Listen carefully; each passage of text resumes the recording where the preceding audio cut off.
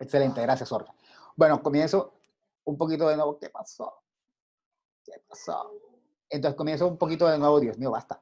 Eh, Comienzo un poquito de nuevo con lo que iba. Bueno, ¿cómo se aplica esto a la comunicación? Bueno, ya en este caso vamos a ver la comunicación como esto que genera un ping. O sea, la comunicación viene a ser el emisor, como el experimentante, el psicólogo, es quien viene ahora y lo que va a hacer es eh, la comunicación es la que lanza el estímulo, los medios de comunicación lanzan el estímulo para que el público reciba el estímulo y actúe de una manera. El público viene a ser como el sujeto sobre el que se hace el experimento.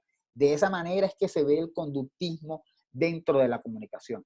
Entonces se dice, la comunicación es aislada como acto verbal consciente y voluntario. Es decir, ya no estamos pensando en la comunicación, en este modelo no vamos a pensar en la comunicación como si se utiliza cámaras, qué tipo de medios utiliza, nada de eso. Nos interesa es la comunicación como acto verbal, la comunicación como un discurso que se transmite y que se supone tiene unos fines y unos resultados en el público. Eso es lo que se comienza a mirar. Su función se resume en la expresión. ¿Quién dice qué? ¿Por qué canal? ¿A quién dice y con qué efecto? Ojo, esa frase, esa estructurita es de nuestro amigo Loswell, Harold Loswell, que es el autor de la teoría de la aguja hipodérmica. Sobre eso vamos después. Pero sí quiero que lo tengan muy pendiente porque él es el que se hace esas preguntas respecto a la comunicación. Ahora bien, volviendo, ¿quién dice por qué canal, a quién y con qué efecto? Es decir, eso es lo que se busca. ¿Quién dice? Hay un emisor, son los medios de comunicación.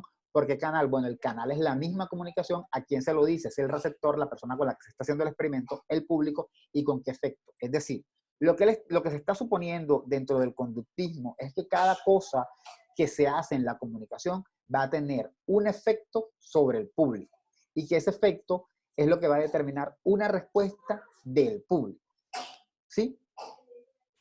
¿Dudas? Me hicieron una pregunta, pero no logro ubicarla. O un comentario, no sé.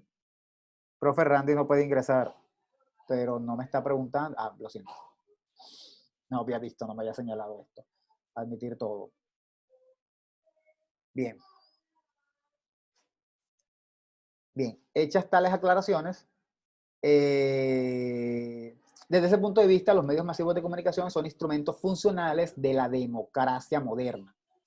Democracia. Moderna, afianzando sus características y valores. Es decir, los medios en este modelo teórico, los medios de comunicación se ven como un instrumento de la democracia. Es en este modelo teórico, no en todos, se ven como un modelo de la democracia, como un, perdón, se ven como un instrumento de la democracia. Porque aclaro que en este marco teórico, en este modelo teórico, bueno, eso se puede ver en otros también, no solamente en este, pero aclaro porque no es que hay que verlo así, sino que para estos autores, para los que hablaron dentro del conductismo, los medios de comunicación son instrumentos funcionales de la democracia. Hagamos un par de aclaraciones. Cuando decimos instrumento funcional, no significa que sea bueno. Significa que es un instrumento que funciona. ¿Sí me entienden? Un arma es un instrumento funcional. Si yo soy un ladrón y voy a robar a alguien, un arma es un instrumento funcional dentro de mi trabajo. ¿Sí? O sea, instrumento funcional no significa que sea bueno, significa solo que funciona. A veces pensamos que las cosas son funcionales porque son buenas. Sí, la mayor parte de las cosas son funcionales porque son buenas, pero no significa que sean buenas para todo el mundo. A mí como ladrón me sirven para poder asaltar, pero no significa que a toda la sociedad le va a servir un arma o que al pobre asaltado le va a servir el arma. ¡Ay, qué bueno! Tu arma sirve. No, no creo que eso pase, eso no va a pasar. Bien. Y los medios de comunicación son instituciones decisivas en el control y la regulación de las sociedades. ¿De qué estamos hablando aquí? Aquí lo que estamos hablando es que los medios de comunicación son vistos dentro del conductismo como una herramienta que se utiliza para de alguna manera mantener al público bajo cierto control. Es decir, se le dan unos instrumentos al público, se le dan un contenido al público que va a hacer que el público reaccione de alguna manera. Eso lo seguimos viendo hoy en día. Necesitas que el público no se preocupe por un problema, pues ofrécele otra información. Necesitas que el público se mantenga entretenido para que no piense en la sociedad, pues ponle novelas. Necesitas que el público no se fije en las noticias graves que está haciendo el gobierno, en la corrupción del gobierno, pues ponle noticias del coronavirus, que en este momento son muy necesarias saberlas, pero que bueno, en otros casos a veces hay noticias a las que se les da un vuelo importantísimo sin serlo. En este modelo teórico así se ven los medios de comunicación. El modelo no está diciendo ni está bien ni está mal. Hay que verlo como, bueno, no está diciendo ni está bien ni está mal, pero nos pone a reflexionar sobre cuál es la idea de los medios de comunicación. A diferencia del conductismo dentro de la psicología, que de pronto lo que hace es intentar manipular a la gente, bueno, no manipular a la gente, intentar mostrar cómo funciona la conducta en la gente, intentar mostrar cómo puede funcionar el comportamiento humano. En este modelo lo que se intenta es mostrar cómo funciona el comportamiento de la gente respecto a los medios de comunicación, siendo los medios de comunicación los que determinan la conducta del público. ¿Dudas o comentarios?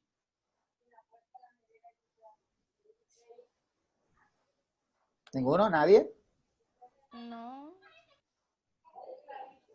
Bueno, entonces, dentro del conductismo o dentro del funcionalismo o dentro del behaviorismo, se llama conductismo funcionalista o behaviorismo, las características de la comunicación, hay unas características de la comunicación, ¿no? O sea, cómo se ve la comunicación dentro del funcionalismo, dentro del conductismo.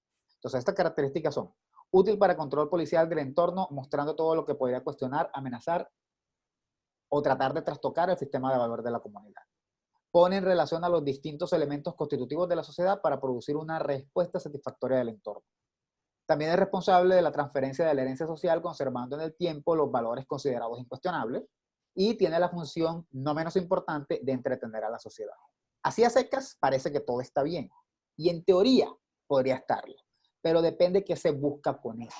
Por ejemplo, cuando decimos útil para control policial del entorno, mostrando todo lo que podría cuestionar, amenazar o tratar de trastocar el sistema de valores de la comunidad, lo que los medios hacen es mostrar lo que es correcto y lo que no es correcto.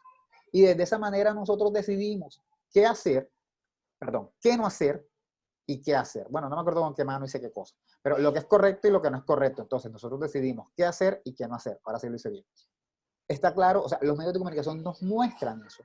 Por eso, de alguna manera, en las novelas siempre está la idea de que la buena es virginal y la mala es la que se acuesta con todos. Como si realmente eso fuera un indicativo de quién es bueno y quién es malo, ¿no? Eso no es indicativo de nada.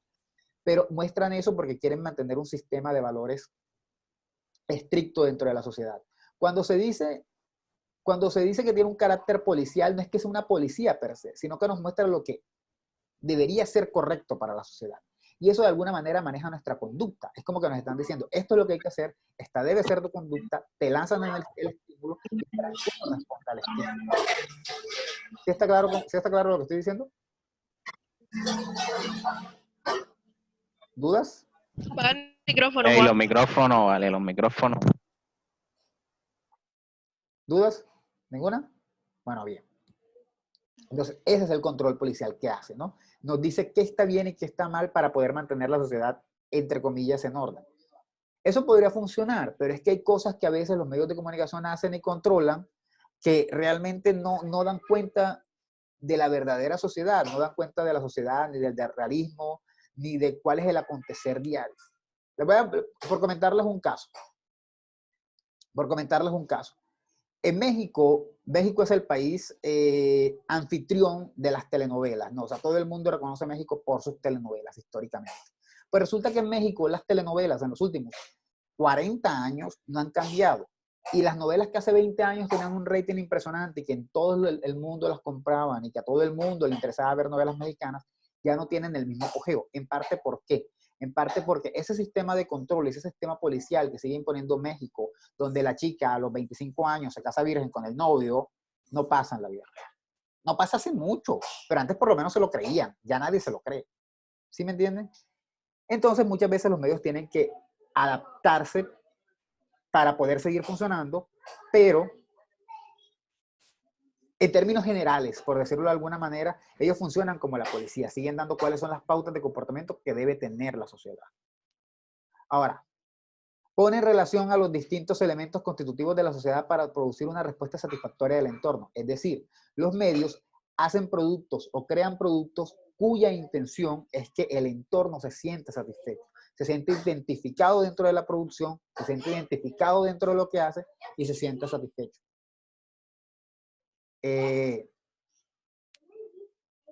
Y desde esa perspectiva, no hay como una división entre medios y público. ¿En qué sentido división? Sé que puede estar sonando un poco confuso, pero no hay una división en la medida en la que lo que el público recibe de los medios es lo que los medios han enseñado al público que debe recibir. ¿Sí está claro? O sea, los medios están recibiendo del público, el público está recibiendo de los medios aquello que los mismos medios lo han enseñado. Como que le comenzaron a dar un estímulo, le comenzaron a dar algo, le comenzaron a dar un producto y ese es el producto que está recibiendo el público porque ya el público se acostumbró a eso que los medios les venían dando. O sea, el público fue condicionado. Si el público le estuvieron dando el mismo tipo de noticias siempre, el público lo va a recibir y lo va a recibir tranquilamente sin sentirse cuestionado porque de alguna manera ya los medios lo acostumbraron a eso. Entonces ponen en relación los diferentes elementos constitutivos de la sociedad para producir una respuesta satisfactoria en el entorno. Le da al público lo que el público quiere recibir, pero no es porque el público decidió que quería recibir eso, es porque los medios lo acostumbraron a que eso debía ser lo que tenía que recibir. ¿Está claro? ¿Dudas? ¿Ninguna? Bueno, no sé, ustedes nunca responden. Ahora, también es responsable de la transferencia de la herencia social, conservando el tiempo, los valores considerados incuestionables. Eso era más o menos de lo que venía hablando también arriba, que tiene que ver con la base de valores de la comunidad, con aquello que aparentemente es correcto, y son los medios los que nos muestran eso. Dime. Profe, ¿será que puede hablar un poquito más? ¿Despacio? Ok, vale. Sí. ¿Por dónde te quedaste? Para saber si... O sea, ¿dudas? No, para o sea, saber si no, o sea, solo en lo último. Como para, sí, porque aceleré. Vale, exactamente. Está bien. Bueno, bien. Lo que venía diciendo es que lo aceleré en parte porque consideré que estaba un poco implícito en la parte de arriba. Lo que venía diciendo es que también es responsable de la transferencia de la herencia social, conservando en el tiempo los valores considerados incuestionables. Es decir, los medios son los encargados de cómo mantener siempre vigente la sociedad, cómo mantener siempre vigente aquello que es importante para nosotros, aquello que debe ser valorado por la sociedad. O sea, por ejemplo, los valores de la bondad, la nobleza, porque hay que ser bueno, porque no se puede ser malo, porque hay que ser justo, porque no se puede ser injusto. Son los medios los que se encargan de seguir transmitiendo eso, y transmitirlo, y transmitirlo, y transmitirlo, para de esa manera mantener al público controlado. Eso, y también... ¿Cómo? Y también hay algo que hacen los medios y es que manejan también el concepto de la familia bastante. Sí, y eso es bien interesante manejar el concepto. Bueno, vamos a hacer una pregunta aquí, con eso que acaba de mencionar Marta. ¿Cuál será la importancia en estos medios de liberalidad sexual? ¿Cuál será la importancia de manejar ese concepto de familia tanto? ¿Por qué los medios de alguna manera lo harán? ¿De manejar qué? El concepto de familia.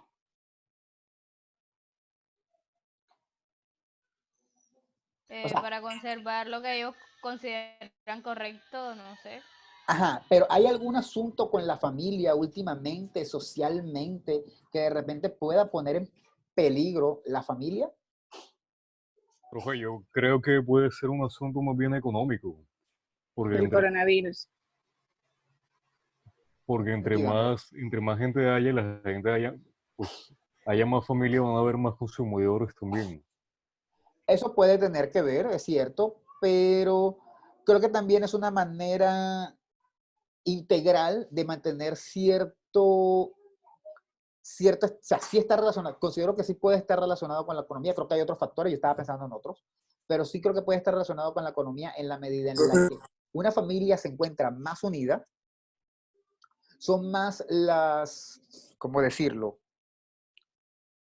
O sea, son más los recursos que se quedan dentro de la misma familia, ¿sí? O sea, ¿en qué sentido? Si tienes una esposa y tú trabajas y tu esposa no trabaja, es evidente que al final, cuando hay una pensión, no tendrán que pagarse dos pensiones. Y sin embargo, habrían el mismo número de consumidores, porque tu esposa necesitaría los mismos productos. Entonces, sí es cierto que para para la economía pueden ser necesarios 2 empleados, pero a la larga 2 empleados también pueden ser complicados para la economía en términos de salud y en términos de recursos post-trabajo, por ejemplo. Entonces, por eso la idea de la familia unida puede ser muy funcional a la hora de mantener cierta economía dentro del país, porque son núcleos más pequeños. Empecemos en ayudas. Pensemos en que el gobierno le da subsidio a la gente para que compre casa. Si yo soy soltero, como felizmente lo soy, el gobierno me va a dar un subsidio a mí, a una sola persona. Desde ese punto de vista, el gobierno solamente estaría cobijando la casa de una persona. Pero si pensamos en un núcleo familiar de 4, el gobierno le está dando una casa a 4. Es más conveniente porque está supliendo la necesidad de 4. Obviamente, los hijos posteriormente tendrán que buscar sus propios subsidios, pero a futuro. Pero resulta más fácil darle un recurso o un beneficio a una pareja que a uno solo. Eso es innegable. Desde ese punto de vista, sí. También hay otros factores. Por ejemplo, en términos de adopción, pues es mejor hablar de la idea de familia porque permite que la adopción se dé dentro de familias nucleares y no dentro de personas individuales, partiendo de que en el país los solteros pueden adoptar. ¿Quién me iba a decir algo? Que incluso en la televisión, no sé, cuando van a decir que van a beneficiar, no dicen tanto a las personas, sino a las familias. Exacto. Es más, pensemos en esto, se llama Familias en Acción. Y es curioso porque los niños reciben un dinero, pero, bueno, no me acuerdo, los niños no, pero sí me acuerdo que hay gente que recibe un dinero que viene de Familias en Acción. Realmente no hay ningún recurso. Y los niños. ¿Ah? Sí, son los niños. Bueno, y realmente no hay ningún... Lo que ustedes como jóvenes reciben por la universidad, por estar en la universidad, eso que... Ah, no, esos jóvenes en acción. Pero bueno, sí hay algo que se llama Familias en Acción. Yo no tengo acceso a ningún recurso. O sea, yo me muero. O sea, así literal, como ya soy viejo y soy soltero, no tengo ningún recurso. Si tuviera una esposa y tuviera hijos, de pronto podría pertenecer a la familia en acción dependiendo de mi estrato. Pero así está en el peor estrato del mundo, yo no puedo, o sea, no sé si puedo pertenecer a familias en acción porque precisamente se habla de familia. Y esas son cosas y controles que se mantienen a través de los medios, que los medios tratan de mantener eso porque hay unos fines. Ojo, todo esto al final tiene unos fines. Todo esto al final no lo hacen simplemente de gratis por, ay, vamos a conservar los valores y ser una buena familia. No, no, no. Esto tiene unos fines políticos esenciales que están detrás de los medios, que es conservar o la economía o el control o el dominio del pueblo. Todo esto va ligado a eso. Y por último, tiene la función no menos importante de entretener. ¿Y para qué sirve el entretenimiento? Bueno, para mantener a la gente feliz. ¿Sí? La gente generalmente estaría contenta si está entretenida. Entonces, en ese sentido funciona. ¿De qué sirve un pueblo que se ponga a leer? ¿De qué sirve un pueblo que se ponga a leer las noticias en vez de estarlas simplemente viendo en un canal los 30 segundos que la pasan? No, mejor dar entretenimiento para que de esa manera el pueblo esté controlado. Entonces, estas 4 características las tiene los medios de comunicación desde esta teoría. Ahora, ¿las tendrán la realidad? ¿Las tendrán la realidad? Sí, yo considero que sí. Yo considero que más allá de que yo considero que más allá de, no, me perdí. Yo considero de que más allá de que esto se dé en este modelo teórico, esto sí pasa así en la realidad. O sea, esto está planteado dentro de este modelo teórico, pero igual, así no estuviera dentro de este modelo teórico, estas son cosas que pasan dentro de los medios de comunicación. ¿Sí está claro eso que estoy diciendo ahora último? Sí, claro, profesor, claro. Ok. Es Sí, que profe. ha habido como un poco, mucho de ruido acá y me he perdido un par de veces, pero ya. Entonces, todo eso, yo creo que sí pasa en los medios de comunicación, que son estrategias de control. Y lo ideal es que esto se le, y lo ideal no, lo que sucede es que esto se le da a la gente para que la gente se mantenga de alguna manera controlada y estática. Este fue el análisis que se hizo, pues, en la Segunda Guerra Mundial. Tiene mucho sentido, había mucha propaganda, se quería que la gente apoyara a los nazis, se quería que la gente odiara a los judíos, se quería que la gente odiara a todo el resto de Europa y que consideraran que los alemanes eran superiores, porque esto es propaganda nazi. También hubo propaganda en otras partes, como ya lo hemos dicho antes, pero esto incluso ahora sigue haciéndose. Un poco más sutil, pero sigue haciendo. Entonces, básicamente lo que se hacía era, se miraba la sociedad como un ente con el que se mira a la sociedad como un ente con el que se les puede experimentar, se le dan un grupo de estímulos que son estas características, la conservación de valores, entretenimiento, la conservación de las raíces, las respuestas que los van a satisfacer, con el fin de que la sociedad se mantenga controlada. Bien. Ahora, dentro de esta masa y dentro de esta cosa que es el conductismo funcionalista, que nos está explicando un poco cómo funcionan los medios de comunicación, no está diciendo, aclaremos, no está diciendo cómo deben ser los medios de comunicación, está diciendo cómo funcionan. Si nosotros recordamos, cuando hablamos de las características de un modelo teórico nos dice, nos explica la realidad. No nos dice cómo debería ser. No. Esto no es una opinión de tipo de las que sugieren. No. Esto es una opinión explicativa, como quien dice. O sea, nos dice cómo es la realidad. No nos está sugiriendo cómo debería ser, nos está explicando cómo es. Entonces, por eso este modelo no nos está diciendo cómo deberían ser los medios de comunicación, sino cómo es. Yo me imagino que Harold Laswell, en el momento en que plantea esto, realmente está criticando y está diciendo que eso está mal. Pero eso es otra cuestión. A él no le interesa decir cómo deberían ser, sino cómo es.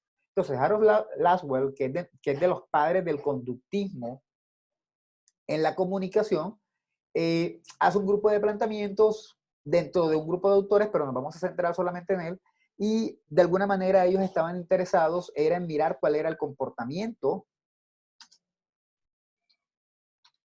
de la audiencia. ¿Por qué? Todo lo que hemos visto hasta ahora y todo lo que he venido hablando de las características de esto, de lo otro, de qué hacen los medios para que el público reaccione de una manera, es porque están mirando el comportamiento del público. Es decir, ¿y cómo reacciona el público ante esto? Pues el público reacciona de una manera sumisa. ¿Sí? O sea, quieren analizar el comportamiento del público. Eso es lo que les interesa. Y para eso describen cuáles son esas características de los medios, porque cómo hacen los medios para que ese público sea sumiso. Entonces, para Laswell, la comunicación social debe ser concebida como una totalidad y tiene funciones específicas a cumplir, generar espacios comunes entre sujetos, transmitir bagaje cultural, las tradiciones, la herencia social y el control. Es lo que veníamos diciendo. Transmitir. La comunicación debe ser concebida de esa manera. Va a transmitir los valores y lo que debe mantenerse en la sociedad. Otorgan prestigio a las personas que refuerzan sus lugares cuando logran atraer la atención.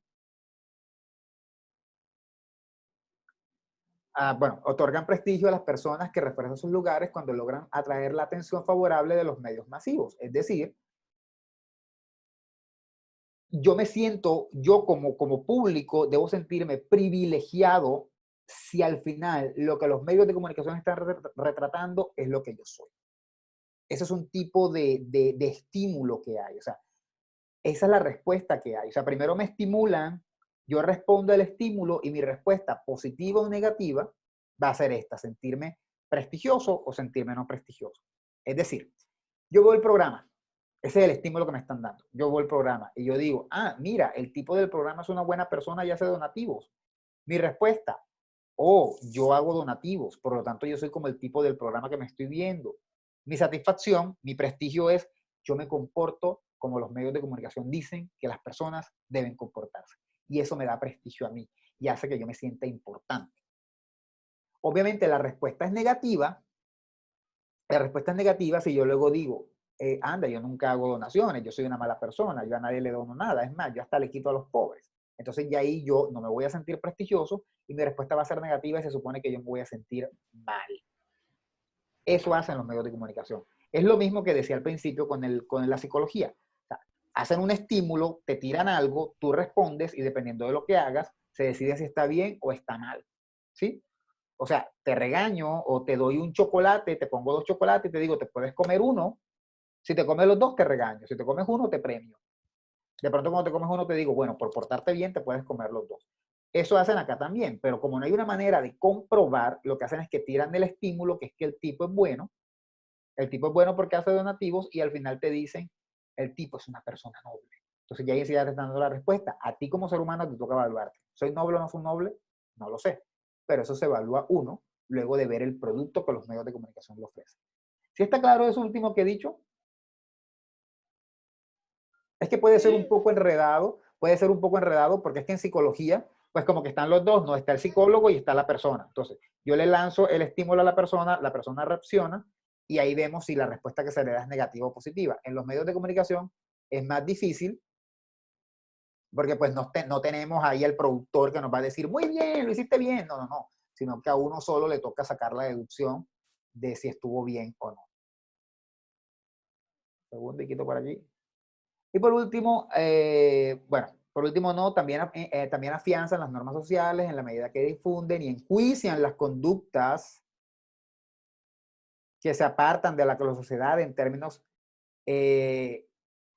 generales considera correcto. Esto es lo que he venido diciendo durante un buen rato, y es que te muestran que es lo malo. La villana de la novela, ella es la mala. Si tú te portas como ella, tú eres mala. ¿Sí? Eso lo enjuician, para que uno pueda reanalizarse y uno pueda interpretarse y pensar qué tipo de persona es uno respecto a lo que uno está viendo. Y de esa manera ejercen presión para que se consolide una moral única. Esta frase define todo. O sea, enjuician lo que estás haciendo, deciden si está bien o si está mal, y de esa manera hacen un tipo de presión. Bueno, menos mal ya estamos terminando. Y en ese sentido son una anestesia. Se cree que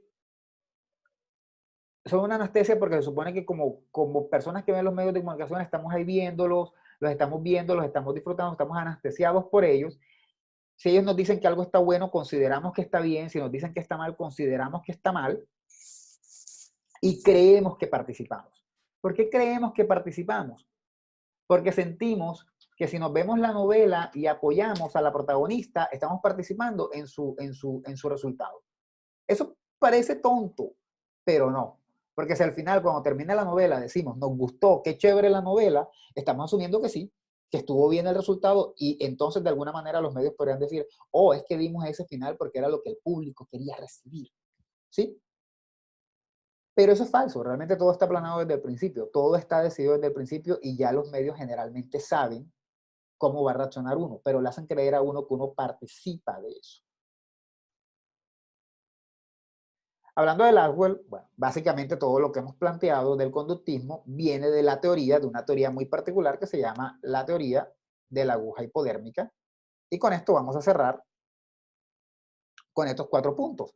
La teoría de la aguja hipodérmica, como les vengo diciendo, pues viene de los estudios de Laswell, quien se preocupó por el estudio de la propaganda en la Segunda Guerra Mundial y el liderazgo político. O sea, él le interesaban 2 temas, liderazgo político y propaganda. Pero esos 2 temas van de la mano, porque muchas veces la propaganda te lleva al liderazgo político. Si haces mucha propaganda, pensemos en un político. No es un caso igual al de Laswell, pero pensemos en un político. Si haces mucha publicidad y te vendes como el mejor político del mundo, te ganas la presidencia. Es decir, hiciste propaganda, te ganaste el liderazgo. Eso hicieron los nazis, hicieron mucha propaganda, se ganaron el liderazgo, controlaron a Alemania. Entonces, esos 2 temas van de la mano, y por eso él estudia ambos. Es como que los comenzó a estudiar cada uno por su lado para luego concluir que ellos estaban relacionados. Entonces, sostiene que los medios, Laswell sostiene que, o dentro de la teoría de la aguja hipodérmica, sostiene esto que es importantísimo. ¿Por qué se llama aguja hipodérmica? La aguja hipodérmica, pues es esta aguja que tiene esta pequeña abertura por la que nos inyectan, nos pasan líquido, cualquier aguja que se ahueca de alguna manera es una aguja hipodérmica. Sostiene que los medios masivos de comunicación inyectan un mensaje que se da, inyectan un mensaje que se da, por cierto, de manera indubitable. ¿Qué quiere decir ello? Que lo que hacen los medios de comunicación es eso. O sea, nos hacen creer una realidad, nos llega a nuestro cerebro, y lo que los medios de comunicación nos dicen es verdadero. Punto. Él lo ve de esa manera. Yo me preguntaría si ustedes lo ven de esa manera, es decir, si actualmente ustedes sienten eso. Si de pronto cuando ustedes ven un programa no critican y no piensan que de pronto eso puede ser falso. Yo esperaría que sí, aunque es verdad que la mayoría de la gente no lo hace. Pero en la masa se supone que no, que la gente asume que todo es verdad. Eso hacen los medios de comunicación. ¿Sí? Bueno, se supone, dentro de lo que plantea Laswell, él supone que lo que un medio emite es tomado como verdadero. Él no está diciendo que lo que un medio emite es verdadero, sino que él supone que la gente cree que es verdadero. Eso es diferente. O sea, él lo que está diciendo es, la gente se come el cuento de que eso es verdad. Pero él nunca está diciendo que sea verdad, él solo está haciendo la aclaración de que la gente se cree el cuento. De hecho, él está haciendo el análisis y lo que está diciendo es que no todo es verdad. Y dentro de la teoría, no hay una... bueno, la teoría tiene un problema, algo que se le critica, y es que dicen que no hay un cuestionamiento de la veracidad de la información de los medios. O sea, aunque él está describiendo la situación, pero él nunca dice, por qué lo que los medios están diciendo son falsos. Por eso yo digo, yo me imagino que él cree que son falsos, yo me imagino que él supone, porque es que él nunca lo dice, él nunca se pone a decir abiertamente, pero hay una falsedad y la manera en la que deben analizarse los medios es esta. No, él nunca lo dice, él solo nos está describiendo la realidad. Entonces dicen que eso no estuvo bien porque es como dejar la cosa a medio camino, la cosa se queda como corta, que había que ir un poquito más allá y que él debía mirar a ver si se estaba cumpliendo con la veracidad, cuáles eran las implicaciones de eso, cómo podía cambiarse la situación, y que él no hace nada de eso. Y entonces queda él decir simplemente que los medios aparentemente mostraban la verdad, pero realmente no decía si la mostraban o no, sino decía, la gente se cree que los medios cuentan la verdad, pero él nunca dice si lo que él cree que le da legitimidad a los medios. Es decir, que al no pronunciarse, mejor dicho, él dice lo que los medios hacen, pero nunca se pronuncia en contra, nunca dice si está a favor o en contra. Y al no decir que está en contra, es como si les diera legitimidad, los validara. No sé si ustedes se acuerdan, un caso para explicarles lo que es la legitimidad, no sé si ustedes se acuerdan, cuando Petro se había lanzado para la presidencia, que una de las críticas que más se le hacía era que él nunca criticaba a Maduro. Entonces se decía que Petro legitimaba a Maduro porque no le hacía críticas. Es decir, si tú no expresas algo sobre algo malo, lo estás legitimando. Imagínense que tienen un vecino que golpea a su esposa y ustedes simplemente no hacen nada, nunca lo demandan, nunca dicen que está mal, nunca le cuestionan, nunca han llamado a la policía para criticarlo, para que se lo lleven preso. Entonces, se dice que eso es legitimar, o sea, insinuar da a entender que de alguna manera están validando y están diciendo que eso está bien. Obviamente a veces uno no lo cree, pero la pregunta ahí sería, pero si no lo crees, ¿por qué no reaccionas y tienes una reacción? Esa es la crítica que se le hace a Lazo. Si él tenía una crítica hacia los medios, debía hacerla porque si no la hacía, daba la impresión de que para él estuviera bien lo que los medios hacían. ¿Sí? Entonces dicen que él de alguna manera legitima la capacidad de los medios para generar conductas y de incentivar a las masas a responder. Al no decirle a la masa qué tiene que hacer en su modelo teórico, al no hacer propuestas de cambio, de alguna manera se está diciendo que pues él está dejando que la masa siga haciendo lo que hace. Y que él, porque él no tiene interés en que la masa cambie. Es como una crítica que se le hace a la teoría de él. Obviamente yo no creo que él tuviera esas intenciones, pero se considera de esa manera porque pues no hay una crítica hacia la masa. Bien, pues nos queda lo último, tenemos una clase de producción, sí, claro. Pues nos queda lo último y es esta última frase que es que supone que la masa es un grupo manipulable por los medios sin pensamiento propio, algo que ya hemos dicho. Dado eso, él considera que, o dentro de la teoría, da la impresión de que la masa no tiene la capacidad de pensar. Y básicamente con eso terminamos este tema. Ya nos pasamos un minuto, entonces, pues listo, ya le estoy tomando tiempo a otra clase, entonces nos vemos. ¿Dudas? Antes de irme, por si acaso. Profe, ¿usted va a compartir estas diapositivas? Sí, claro, yo las monto ahora que les ponga la tarea. No les voy a poner la tarea hoy, se las voy a poner como para el mañana o el jueves. Les voy a dejar como unas preguntas para la próxima lectura. Unas preguntas no para responder, sino para que se guíen cuando vayan leyendo. Profe, un breve resumen, que llegué tarde. ¿What? Listo. Ya terminamos, amiguito. Acabamos de terminar, ¿verdad? Un resumen de esto es como, Dios mío. Digamos Profe, que- esta grabación, yo llegué Usted no tarde, va a esta montar los grabación la videos. va a subir. Sí, las grabaciones siempre las subo. Voy a ver si las subo ahora o si las subo en el transcurso, pero las grabaciones siempre las subo. Todas las clases han estado subidas. Listo, pues. Listo. ¿Otra duda? ¿Algo más? Profe, que descanse, profe. Bien. Bueno, listo. Vale. Duerman. Nos vemos entonces. Ahora, Chao, profe. vale, ahora lo de siempre, no sé cerrar esta mano. En serio, no sé cómo. Ahora, Profe, las notas de esta materia ya las subieron o no? no, ¿O no? no, ¿Todavía no? no. Ah, ok. Vale. Bueno, nos vemos. Bien, profe. Bien.